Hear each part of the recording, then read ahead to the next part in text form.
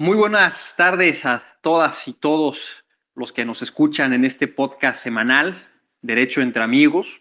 Estamos transmitiendo desde las instalaciones del Centro Universitario de Excelencia Educativa. Hoy nos acompaña un empresario y líder tecnológico mexicano que ha dedicado buena parte de su trayectoria a convertir ideas en innovación aplicada.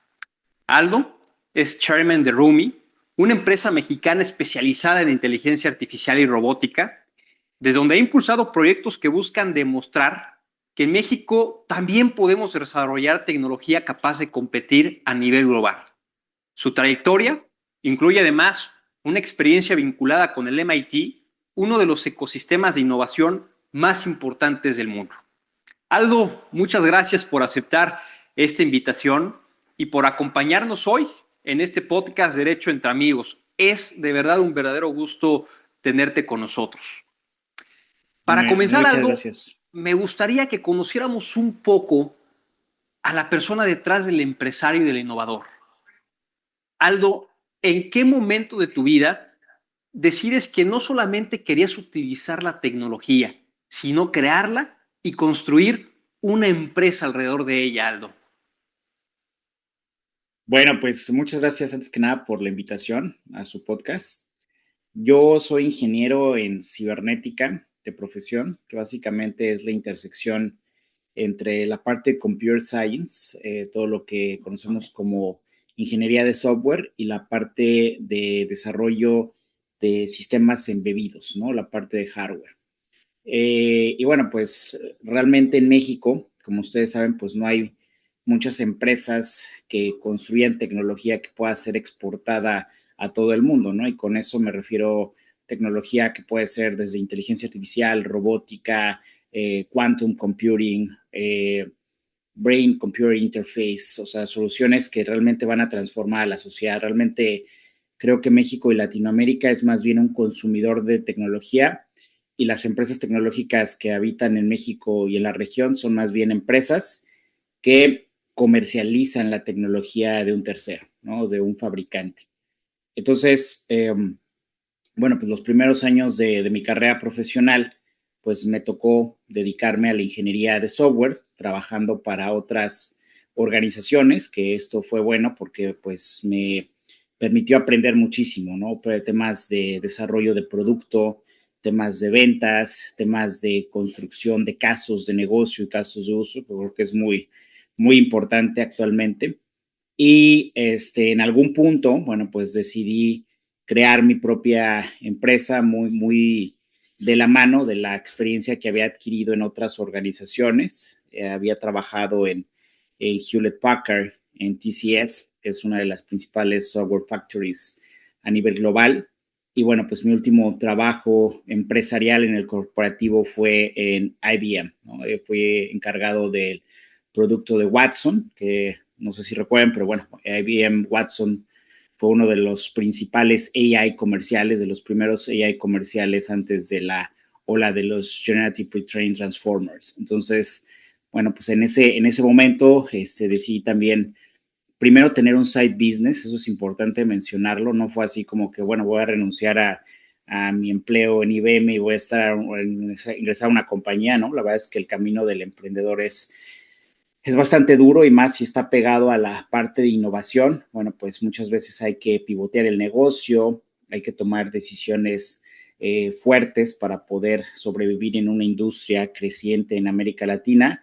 Y al inicio, bueno, pues mi compañía era un side business mientras trabajaba en IBM, y posteriormente, dado el crecimiento que empezamos a tener, bueno, pues ya tuve la oportunidad de dedicarme 100% a Rumi, que inició justamente como una empresa de robótica, como una startup de robótica de cara al consumidor. Y bueno, posteriormente el modelo de negocio fue cambiando para poder tener un amplio portafolio de soluciones de inteligencia artificial de cara a las empresas. Bien, Aldo, hablas de obviamente empresas que son líderes a nivel mundial de tecnología y precisamente hablando de construir, normalmente vemos resultados. Conocemos siempre el resultado final, lo que llegamos, pero quisiera que platicáramos con todo el amplio mundo tecnológico y también de abogados que obviamente el día de hoy nos están viendo en este podcast. Platícanos, ¿cómo nace Rumi? Y sobre todo, ¿cuál fue el momento en el que tú te diste cuenta que esa gran idea se puede materializar en algo realmente grande?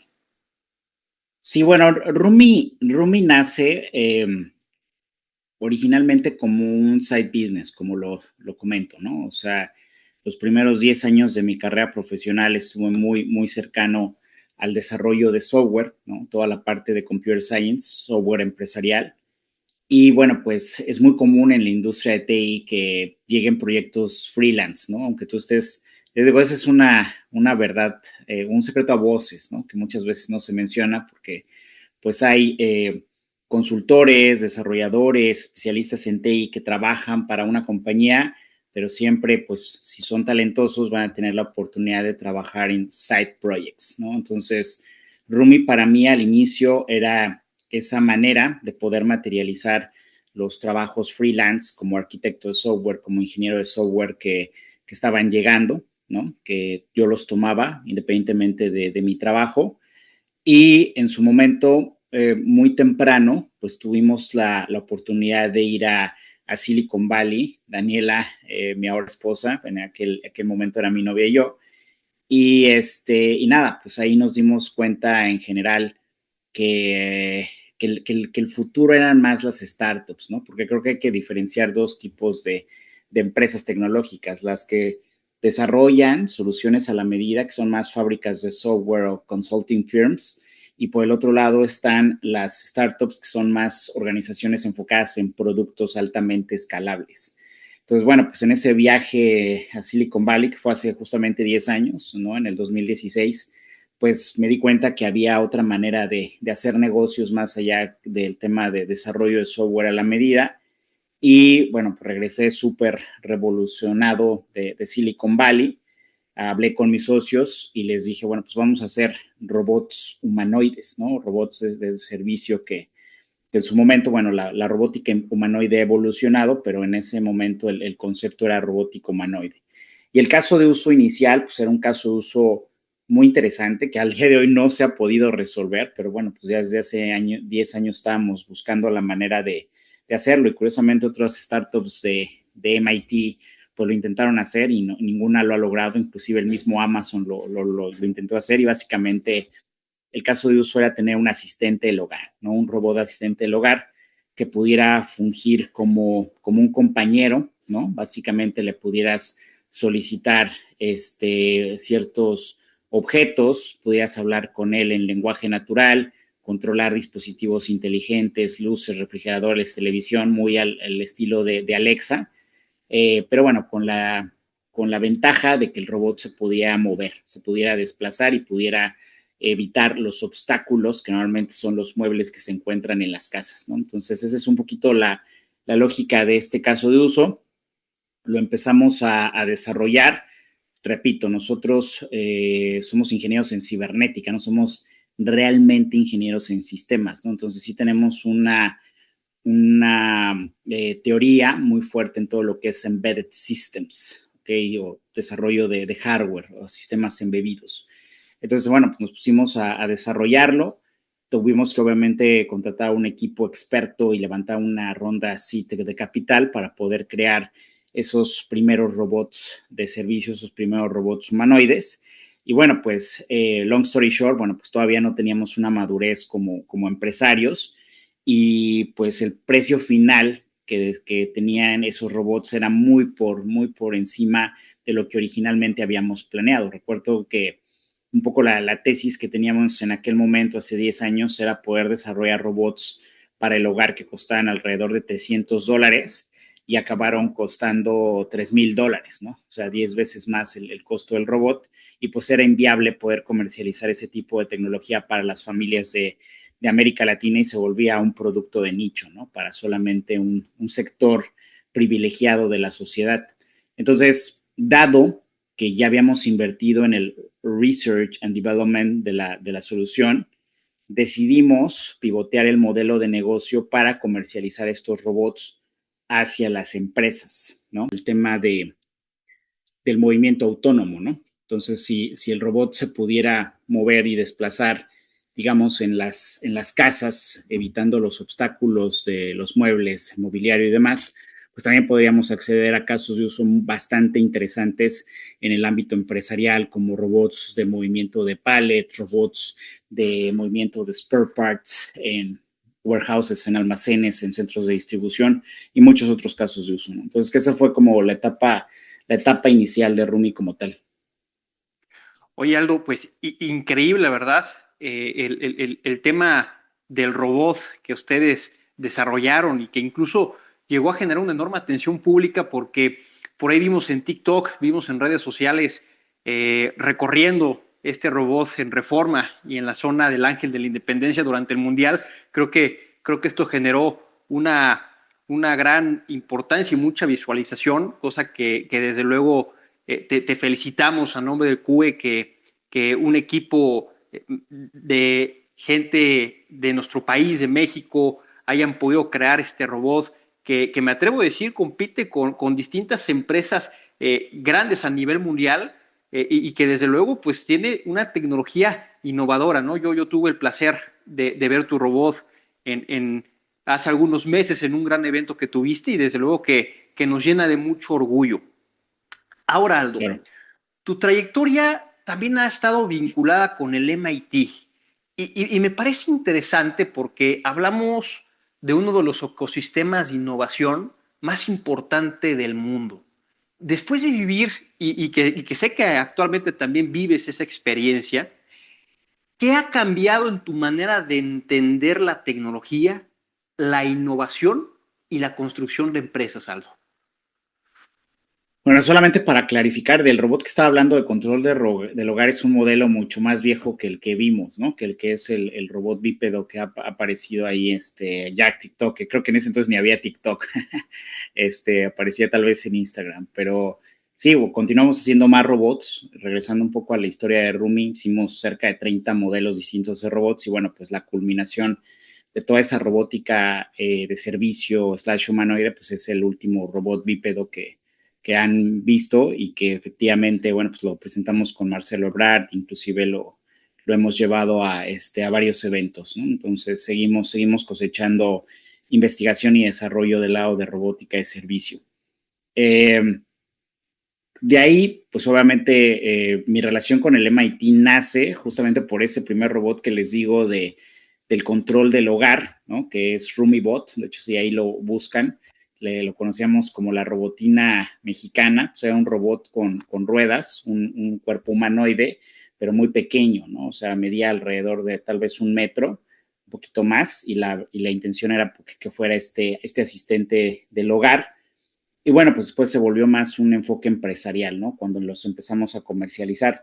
Pero hay un reconocimiento importante que tiene la publicación de tecnología del MIT, recordando que hay publicaciones de negocios, por ejemplo, del lado de Harvard, ¿no? Está Harvard Business Review, que es una de las revistas de negocios más importantes en el mundo, y de la misma manera, digamos que su homólogo en materia de tecnología es MIT Technology Review, ¿no?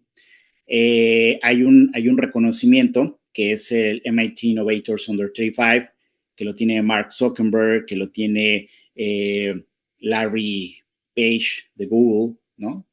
Entonces, básicamente lo que premia son innovadores menores de 35 años que estén haciendo cosas disruptivas a lo largo del mundo. Y por ahí del 2018, después de que habíamos desarrollado este primer robot, que fue un boom en su momento en México, porque era, oye, pues están haciendo robots humanoides comerciales y para México y para América Latina, ¿no? Entonces eso dio muchísimo renombre a la empresa y lo que me permitió ser reconocido como uno de los innovadores de menores de 35 años más, más importantes para América Latina, que es un premio que da la publicación del MIT de MIT Technology Review, ¿no? Entonces, desde ese momento, bueno, pues fue como también un parteaguas para mi carrera profesional, porque es un reconocimiento muy importante en materia de emprendimiento, en materia de innovación. Te repito, las figuras que lo tienen, y bueno, pues tener un reconocimiento que también tiene Zuckerberg, que tiene Larry Page, pues es sumamente importante, ¿no? Entonces, de ahí bueno, pues empezó una relación con el MIT. Yo ahí había estudiado una maestría en materia de tecnología e información hace ya varios años y sobre la misma inercia de que empezó a crecer la compañía, bueno, pues unos amigos de Venture Capital, ¿no? En Silicon Valley me sugirieron que pues había una posibilidad de que yo también estudiara en una universidad en el extranjero, ¿no? Porque bueno, pues yo estudié en la Universidad La Salle, pero cuando pues, quieres hacer temas globales, ¿no? Más como una tecnología que impacte la vida de millones de personas, pues muchas veces se requieren abrir puertas que solamente las mejores universidades del mundo pueden lograr, ¿no?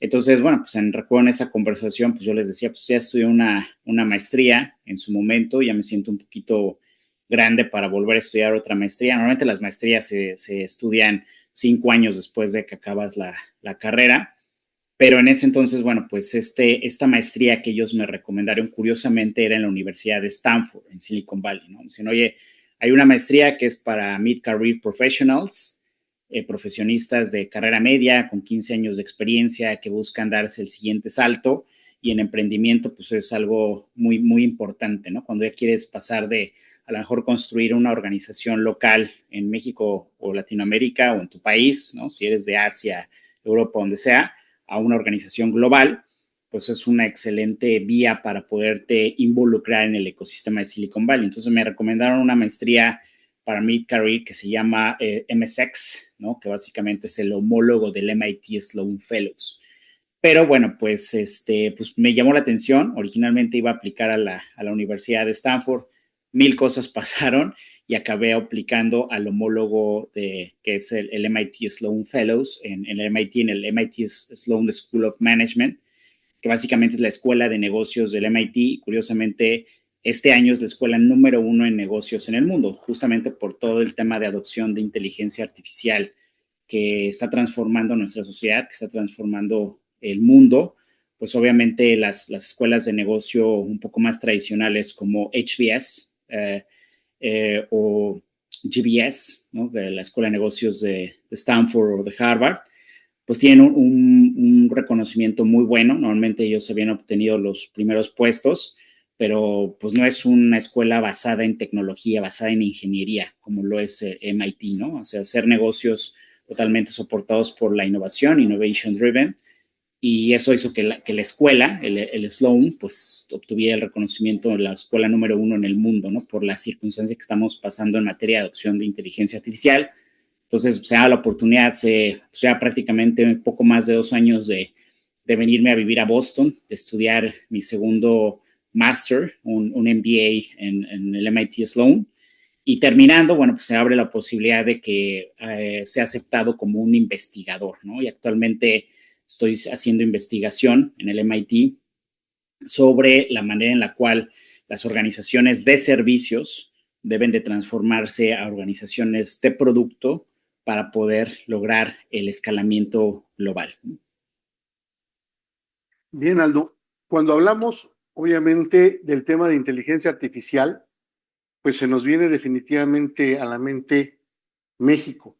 México como consumidor, México como los que empezamos a hacer algunos pininos con algunos prompts, obviamente dentro de inteligencia artificial, pero desde tu punto de vista, ya como un ingeniero software, como desarrollador, ¿qué crees tú que necesita México para convertirse en un verdadero referente mundial en inteligencia artificial y en robótica? Mira, yo creo que tienen que haber compromisos de distintas aristas, ¿no? Una de las aristas que veo que es importante tener en cuenta es la parte de la inversión del gobierno, ¿no? Y creo que pues eso ha sido prácticamente nulo. Eh, Repito, normalmente las empresas de tecnología mexicanas revenden software, revenden soluciones de inteligencia artificial de terceros, ¿no? No se involucran en un proceso intensivo de R&D o crean sus propios productos. Entonces, para poder ser una potencia real, pues necesitamos tener un Frontier Lab, ¿no? O empresas que sean muy intensivas en Research and Development, ¿sale? Entonces, pues eso es costoso, ¿no? Porque hay que entender que la investigación y desarrollo, pues no premia la rentabilidad de la idea en el corto plazo, sino que tiene que haber un proceso en el cual se desarrolle esta nueva idea que se está construyendo y eventualmente se obtenga un retorno de la inversión o se piense en comercializar la idea, ¿sabes? Entonces, creo que polos de innovación como Estados Unidos, como China, lo saben bastante bien. Y creo que China es un excelente ejemplo, porque si nosotros volteamos a ver 20 años atrás, pues nos damos cuenta que no había una fortaleza, o sea, no era una potencia en investigación, en innovación, y ahora lo es, ¿no? Y es la segunda economía más importante del mundo y probablemente llegue a ser la número uno, ¿no? El avance tecnológico de China es sorprendente. Pero creo que uno de los factores que hizo que China creciera, de ser un país que a lo mejor tenía muchos problemas socioeconómicos, fue que el gobierno apostó por la innovación. Y la innovación real, pues es cara, ¿no? Hay mucha fuga de talentos, muchos de los estudiantes de ingeniería, de computer science en México, bueno, pues o emigran a otras partes del mundo o se dedican a trabajar como ingenieros de software en las compañías actuales. No pueden hablar de trabajar en robótica, en brain computer interface, en quantum computing, porque son tecnologías que no se están desarrollando en la región. A nosotros constantemente nos llegan currículums, gente que quiere trabajar con nosotros en temas de robótica, pero pues la realidad es de que el mercado no está lo suficientemente maduro pues, para poder contratar de la misma manera. Por eso es que no existen casi compañías de robótica humanoide y de servicio en América Latina, ¿no? Entonces, creo que ese es un factor, ¿no? O sea, tiene que haber un compromiso real del gobierno en inversión, en alta tecnología, en iniciativas STEM, ¿no? Por un lado. Por el otro lado está el ecosistema de Venture Capital, ¿no? Recordando que el desarrollo tecnológico, pues normalmente se soporta por capital privado, no nada más por el capital del gobierno. Y este capital privado, bueno, pues muchas veces está concentrado en los polos de innovación, en Silicon Valley, tal vez en Boston, Nueva York, ¿no? Creo que es importante aclarar que hay inversión en Venture Capital en América Latina, pero está enfocada en tecnología no disruptiva, ¿no? Está enfocada en la fintech, está enfocada en los e-commerce, en solventar problemas locales, regionales, y pues es muy difícil que un VC, ¿no? Invierta dinero en una empresa de alta tecnología que nazca desde México, ¿no? Prácticamente esa práctica no existe, ¿no? Valga la redundancia. Entonces, ese es el otro factor, ¿no? Porque si tú quieres construir una tecnología que sea capaz de exportarse a todo el mundo, de cambiar la vida de million people, pues sí tendría que irse el emprendedor a Silicon Valley, a Boston, y empezar a hablar con fondos de inversión en estos polos de innovación para convencerlos de que se puede crear esa tecnología. O sea, ese capital privado no existe en América Latina.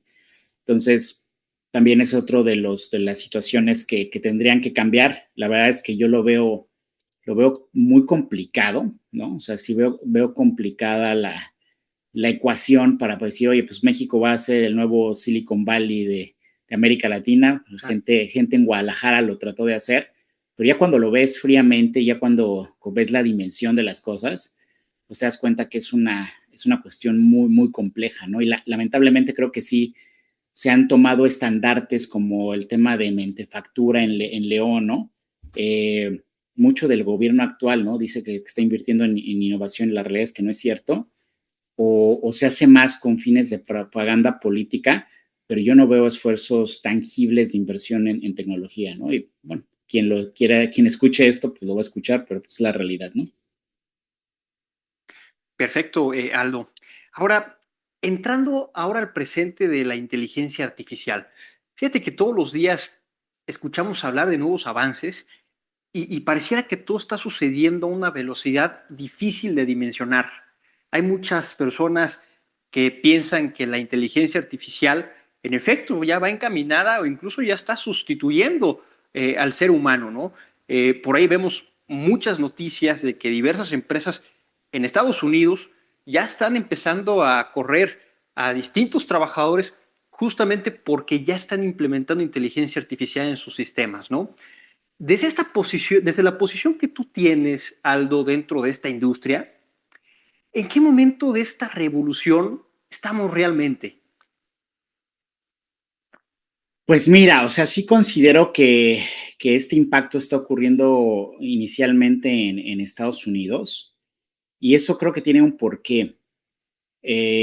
Realmente la industria del venture capital obedece a poder adueñarse de un mercado lo más rápido posible, ¿no? O sea, es generar, digamos, un monopolio o ser el dueño del mercado lo más rápido posible. Por eso es de que no opera bajo una lógica de rentabilidad, opera bajo una lógica de especulación y de quemar dinero lo más rápido posible para poder abarcar ese tamaño de mercado que se busca, ¿no? Ser el competidor número uno.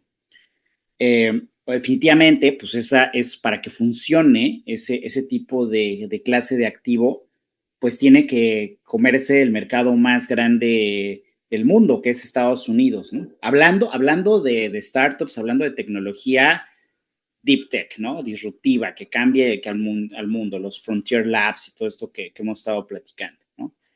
Entonces, ¿qué es lo que pasa?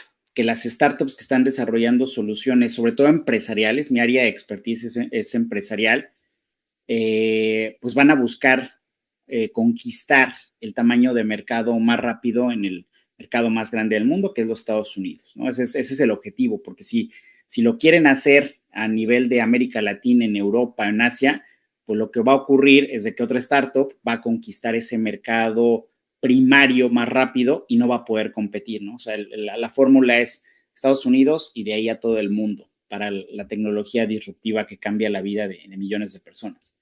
Entonces, eso no quiere decir que no puedan haber opciones para América Latina, pero esas tecnologías que se están desarrollando y que realmente ahorita están impactando la vida de personas, de la sociedad en Estados Unidos, van a tener un lag de adopción en América Latina, porque tienen que ser antes adquiridas por la Big Tech, por un Google, por un Amazon, por un IBM, no sé, por una compañía grande de tecnología y posteriormente estos gigantes tecnológicos usan toda su fuerza comercial para bajar a Latinoamérica y empezar a ofertar estas soluciones con toda su fuerza de ventas, ¿no? De hecho, lo hemos visto, ¿no? Con los proyectos que hemos explorado con el tema de Order to Cash, ¿no? La tecnología de Order to Cash y cobranza automatizada existe aquí en Estados Unidos, pero no existe tal cual madura en América Latina y no hay tantos casos de éxito. Entonces, nuestra apuesta en Rummy es poder capturar esos casos de uso en lo que llegan esas tecnologías globales que tienen que pasar por ese proceso de adquisición en mercados privados para posteriormente regresar venir a la región ya integradas en productos comerciales de la Big Tech. Si lo que estamos viendo hoy resulta sorprendente, pero quizá únicamente alcanzamos a ver esa punta del iceberg, ¿qué crees que realmente va a dar un cambio radical en los próximos 5 o 10 años? Que allá hay algo dentro de la tecnología que estás manejando tú, dentro de la tecnología a la cual tienes tu alcance, que todavía no visualicemos nosotros. ¿Qué opinas? ¿Continuaremos con la tendencia de ir agregando más y más aplicaciones con inteligencia artificial? ¿O crees tú que haya algo que ahora sea un nuevo cambio de paradigma a lo que hemos estado viendo en estos últimos 5 años? Bueno, yo creo que el cambio de paradigma es el concepto de no human in the loop, porque, y eso ocurre tanto en Estados Unidos como en América Latina, se habla mucho de human in the loop, ¿no? Que básicamente es el hecho de que la inteligencia artificial por sí sola puede cometer alucinaciones, puede cometer errores y tenemos que tener un guardia, ¿no? de seguridad para poder controlar cualquier tipo de alucinación, error que genere un agente de inteligencia artificial, ¿no? O sea, y podemos poner el ejemplo de cobranza, ¿no? Que hemos estado hablando, ¿no? Si en determinado momento un agente está realizando la cobranza para una organización, hablando con los clientes deudores, quienes no pagan mensualmente, que no pagan los intereses, y por alguna razón la inteligencia artificial no puede madurar esa conversación, lograr la cobranza, pues la empresa va a perder dinero porque el cliente va a colgar y no va a pagar. Entonces, en muchas ocasiones se tiene que, ahora, porque todavía el AI, inteligencia artificial, genera alucinaciones, no es precisa como se debería de supuestamente ser, tener esa protección de una capa humana de trabajadores que cuando la inteligencia artificial no puede solventar una actividad, bueno, pues tiene que entrar y, por ejemplo, en este tema de cobranza, entrar, contestar y, oye, pues ya te propongo un nuevo esquema de cobro, pues literalmente te vamos a demandar, no sé, o sea, tiene que haber esa curaduría del humano. Eso limita mucho el tema de adopción de inteligencia artificial porque el retorno de inversión no es tan agresivo, ¿no? O sea, sigues dependiendo de humanos y sigues dependiendo de que a lo mejor los humanos tengan un error humano, ¿no? Por ejemplo, o hay un miedo muy grande de delegarle 100% la operación de los procesos back office a la inteligencia artificial, ¿no? Entonces, ¿qué es lo que va a ocurrir? Cada vez los Frontier Labs están creando modelos de lenguaje más potentes, más exactos, con menos fallas, con menos errores. Imagino que han escuchado hablar de mitos, de Anthropic, de Fable 5, por ejemplo, que son modelos súper avanzados, ¿no? Creo que eso va a pasar, ¿no? O sea, al final del día, mientras los modelos sean más exactos, más entrenados, con más parámetros, más reinforcement learning by human feedback, eventualmente vamos a llegar a un paradigma no human in the loop, donde realmente confiemos 100% en la inteligencia artificial o 99% en la inteligencia artificial, y eso va a transformar totalmente la industria, porque entonces sí van a haber muchísimas tareas que actualmente por miedo o porque todavía no pueden ser solventadas, sí se van a poder delegar al 100% de la inteligencia artificial. Y yo estoy convencido que ese punto va a llegar. También es importante entender que la mayoría de las aplicaciones que están construyendo las startups, las empresas de producto, de tecnología, no crean un LLM por sí solo, o sea, no crean un modelo de lenguaje por sí solo, sino que se cuelgan de uno existente como los de OpenAI, GPT, Codex, Cloud Code, Gemini, y pues los Frontier Labs están invirtiendo millones y millones para mejorar esos modelos. Entonces, en el momento en que mejora el modelo, automáticamente todas las aplicaciones que son construidas por las startups, por las empresas, por los integradores alrededor del modelo, empiezan a eficientarse, teóricamente, ¿no? Con ciertos bemoles. Pero eso pues va a hacer que cada vez más los productos de inteligencia artificial sean más exactos para la inferencia. Ahora, Aldo, quiero llevar la conversación hacia un tema particularmente importante para nosotros, la educación. Fíjate que hemos estado presentes en diversos foros donde se debaten y se hablan temas relevantes en relación a la educación y se ha comentado que si hoy la inteligencia artificial puede investigar, analizar, explicar y personalizar el aprendizaje, necesariamente a futuro se tendrá que replantear para qué estamos formando nuevas generaciones. Sobre esta base me gustaría preguntarte algo, conforme a tu experiencia, ¿cuál debería ser el verdadero papel de cualquier institución educativa, por lo menos en los próximos 10 años, donde vemos que la inteligencia artificial constantemente va revolucionando, va ampliando? Y bueno, pues me gustaría saber cuál es tu opinión, Aldo.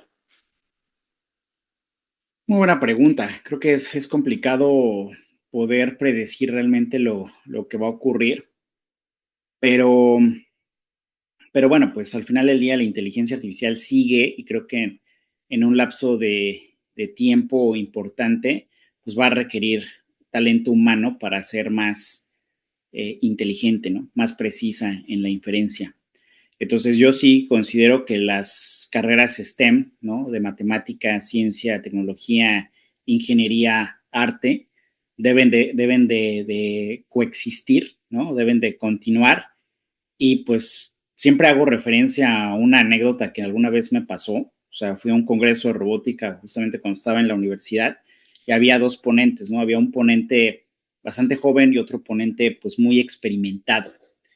Y empezó a hablar el ponente joven en esa ocasión y uno de los estudiantes pues levantó la mano y le preguntó, oye, ¿sabes qué? Yo estoy preocupado porque en mi universidad me enseñan lenguaje de programación C. ¿Qué opinas de eso? ¿No? Y estamos hablando de los años 2000, ¿no? Entonces, pues el ponente dijo, no, pues eso cómo puede ser en tu organismo. Yo lo que recomiendo es de que en tu universidad te tienen que enseñar el último lenguaje de programación, que en ese entonces era Java, ¿no? Entonces era the latest programming language. Entonces, pues obviamente eso hace sentido, ¿no? Pues para qué voy a entender algo viejo, sino que lo que yo tengo que saber es lo último que existe en la industria. Después terminó la ponencia de este profesor, sube otro profesor más grande y más experimentado, ¿no? Con muchas canas. Y dice, bueno, pues yo no estoy de acuerdo con el colaborador anterior, con el colega, porque ustedes lo que tienen que aprender es hacer ingeniería. La programación va a cambiar. Cada 2, 3 años hay un nuevo lenguaje de programación, un nuevo framework, una nueva práctica. Ahora la inteligencia artificial, ahora ya no se desarrolla software como antes, ¿no? O sea, se autogenera con bytecoding, pero lo importante es saber hacer ingeniería y poder crear productos innovadores para la sociedad. Entonces, eso creo que sigue aplicando. O sea, no es que tú entres a una carrera a formarte como programador, como un técnico. Creo que eso sí va definitivamente a cambiar.